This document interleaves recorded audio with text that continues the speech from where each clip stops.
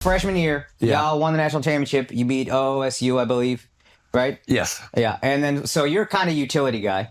What's that like when Chris Leak leaves the starting QB and it's like now it's your show? And I remember there was hype about you, but like I don't think we knew how you would lead an offense, etc. Yeah, I think there was a lot of I think two things. One, I got to play a lot of crucial moments. Most of the time I got to play, it was the red zone, third down, fourth down. Yeah. So when I would run into the game, you don't get first and second down to prepare, right? So that really helps you though, because when you're thrown in there, you're playing in a critical moment of a critical game, right? So you don't have time to kind of warm up. I think that really helped handling the pressure then for the next year. But there was a lot of externally, I mean, the pressure, the noise, like, I think they won the basketball championship too that year. We did. It was awesome. But now you got to repeat Joakim the Noah, pressure. Al Horford, Corey Brewer, the whole squad. Unbelievable. It was unreal. They Corey were Brewer so is dear awesome. to my heart. He helped the Mavs win a championship with one amazing playoff game, and I love him forever. But he won two championships with us, so I'll always love him too. But the pressure that's on you coming in off of that success, and people don't trust you as a QB yet. No, and I think a lot of where they were skeptical of, well, can you do more than just third, fourth down, red zone? Can you be a quarterback, a full-time quarterback, or can you actually sustain getting hit that much? Yeah. Can you actually play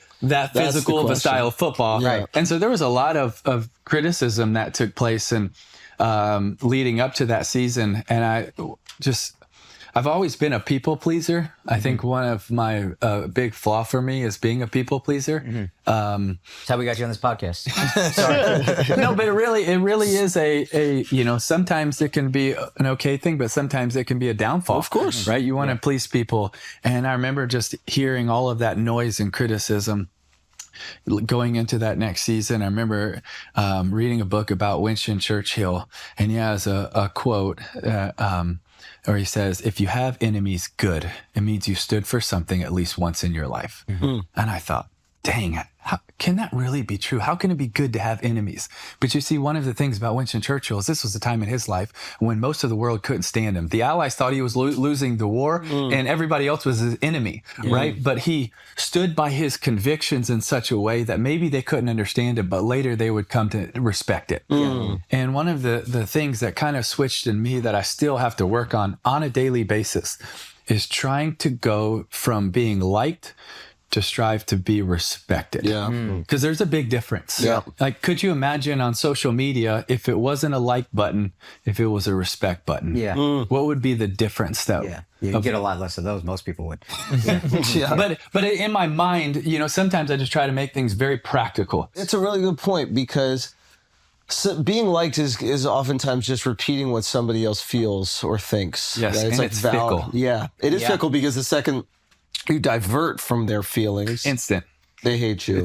Yes. You say one thing we agree with. You say one political stance, one faith-based stance, one stance on anything you're convicted by. And if it just likes, then it's gone. But if it's deeper than that, if it's based on respect, which ultimately a hope and prayer for our society is we would take the next level of honoring and respecting people, not just liking or disliking people, because it's so surface and fickle. Well, yeah, that's like the dehumanization problem, I think.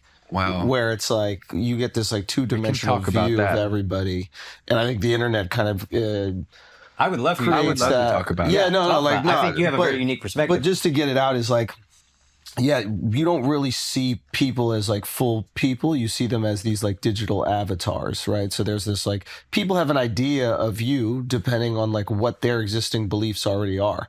So there are some people, what the media has said. Exactly. But like, and they have these stereotypes that are built out. But depending on what the media says, right? Because there's a bunch of different like media platforms right now. Like the people that like you will get the good things that people say about you, and the people that don't like you will get the bad. And neither of them have an accurate idea of you. Yeah. The people that praise me, they don't see all the flaws, and the people that hate you, they don't see your heart in trying to do good. Yep. And there's a mixture. And I think that's one of the things that was a lot for me of feeling just not enough sometimes when I go into a stadium, especially in college early on, was, man, even with all your success? But it's almost bigger. It was like, if this goes good, then I'll get way too much praise. Way too much praise. That you don't feel like you deserve? No, that it's for the whole team. we had a freaking amazing team, and it would be too much praise for this. Yeah. But if we lose, then you're going to get criticized by the majority of the country, and you're just kind of there's a tension in the weight. I'm sorry, I don't want to interrupt you. I want to give context for people who don't know college football. In the South, where you went to college especially, it is a religion. These are 18, 19, 20-year-old kids. For some people more so. Yeah, and it is, people are so, if you went to Alabama, you went to, like, people, that's all they care about. There's nothing else for them. It's this. So that kind of pressure on an 18, 19-year-old kid walking into a stadium is a lot, man. I just want to give some context to what that is. It really is. It's a lot. It's for a lot of countries, maybe they could compare it to the intensity of soccer in certain places. Where my wife's from, they could compare it to rugby or cricket. Yeah. But she also gives me a hard time. She's like, no, all you football players are soft because all our rugby players, they don't need to wear pads. So y'all got to wear pads. It's the pads that are dangerous. Yeah. Like that's what they say, right? It's like not wearing the pads, you're going to hit someone in a specific especially way. the helmet, right? You're talking about, Yeah, but once you have all the pads on, it's like, all right, I'm just going to full speed. dive into full That's speed. also why I can't remember what you just said. Exactly. Do you ever lean on the CT? Hi, I'm Tim. When she's asking you to do stuff, do you ever CT? Movie where he has to keep repeating himself.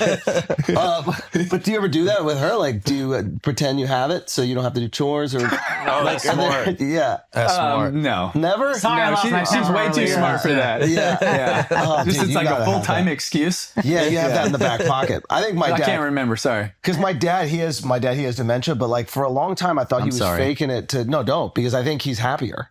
Because he just gets away with everything. Like he'll just be like inviting the boys over. My mom's like, "What's going on?" He's like, I can't remember anything. So I think he might have been putting it on for like the last silver decade. lining and everything. He's so happy. He's so happy. My mom says shit, forgets it immediately, happy. Oh, nice. The Lord works in mysterious ways. You can't just say that when you want to. The glass is half full. I'm looking at this as a beautiful gift. Optimism. Yeah. It's a beautiful thing. It's from God. Okay, so first year, I want to just talk really first year. When you were the backup the first year, like you seem like a team guy, right? I imagine like you want to root for the other players on the team, but you're also someone who believes in yourself and ambitious, competitive. How do you manage that? Like, were there moments where you're like, yeah, I think I should start? It's a really good question. And the answer is yes. And the answer is that it's very hard. And that I will also, and I still have to do this, I have to work on, like, I would try to show up with the mindset of like, I'm competing with Chris, but also for him as a team. What do you mean? What do you mean for him? That I'm on his team and he's on the same team I'm on. Like when I get to go in the game, I'm trying to do good for him so he gets to come back on the field, right? We're competing for each other. Right. Like in practice, you're competing against sometimes, but I think average competitors, and I mean this more in a mindset, not talent, average competitors want to beat someone when they're weaker. Elite competitors want to beat people at their best. And that I would challenge myself. No, I want him to do good. I just want to do better. Are you? And I think also to answer your question, I would try to show with the mindset and the kind of the renewing of my mind every day to say like, no, I'm going to root for him. I'm going to praise him. I'm going to encourage him. I'm going to want the best for him. Am I going to want to do great? Yes, but I'm going to choose to root for him. But it's a choice. It's a choice. That's the thing. It's not always emotion. Your emotions and our pride and my ego and all of that, it can get to you. And if we're not fighting against it, that is a daily moment by moment thing. That's interesting to me because in order to have the competitive drive to reach the levels you've reached, oftentimes the people that have it do not have that other compassionate part, right? Where they go, I really want that person to win. As well. That is something that you have to turn on constantly. Now, are you competitive at every single thing in your life? Yes. Okay. Okay. So like ping pong. Yes. Relentless. Yeah, I don't play it a lot, but I doesn't matter. Whatever we play, I'm beat very the shit out of you, Tim. Probably would. You probably would. He doesn't believe it. We're going to have the Pouncey twins talking shit to you. Craig on the other side of the table.